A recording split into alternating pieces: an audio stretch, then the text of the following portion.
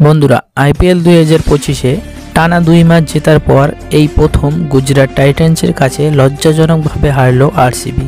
গুজরাট অধিনায়ক শুভমান গিল টস জিতে বোলিং করার সিদ্ধান্ত নেন এবং শুরুতেই বিরাট কোহলি, দেবদূত পাটিকাল, ফিল সল্টের উইকেট নিয়ে নেয়। আরসিবি টিম 20 ওভার শেষে 8 উইকেট হারিয়ে মোট 169 রান করে। যেখানে এই ভেন্যুতে ফার্স্ট ইনিংসে 200+ স্কোর হয়, সেখানে 169 রানটা তুলনায় খুবই কম ছিল। আরসিবি টিমের টপ স্কোরার লিয়াম লিভিংস্টন 40 বল খেলে 5টি 6 ও একটি 4-এর সাহায্যে 54 রান করেন। জিতেশ শর্মা 21 বল খেলে একটি 6 ও 5টি 4-এর সাহায্যে 33 রান করেন। টিম ডেভিড 18 বল খেলে 2টি 6 ও 3টি 4-এর সাহায্যে 32 রান করেন। গুজরাট টাইটান্সের top bowling performance Mohammed Siraj 4 over বল করে মাত্র 19 রান দিয়ে 3 উইকেট নেন।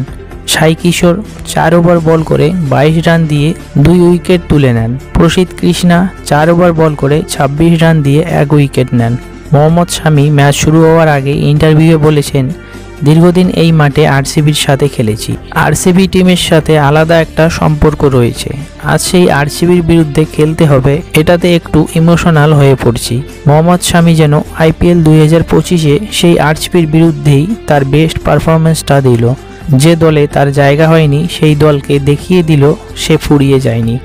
মোহাম্মদ শামি আজকে গুরুত্বপূর্ণ 3টি উইকেট নেয় সেই চিরপরিচিত টিমের বিরুদ্ধেই। যাই হোক, গুজরাট 169 রান চেস করতে এসে শুভমান গিল তাড়াতাড়ি আউট হয়ে যায়।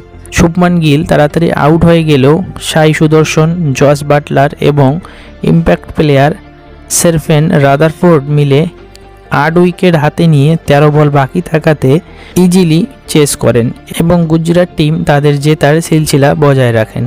গুজরাট টিমের top batting performance Jos Buttler 39 ball খেলে 73 রান করেন, যার মধ্যে 6টি 6 ও 5টি 4 ছিল।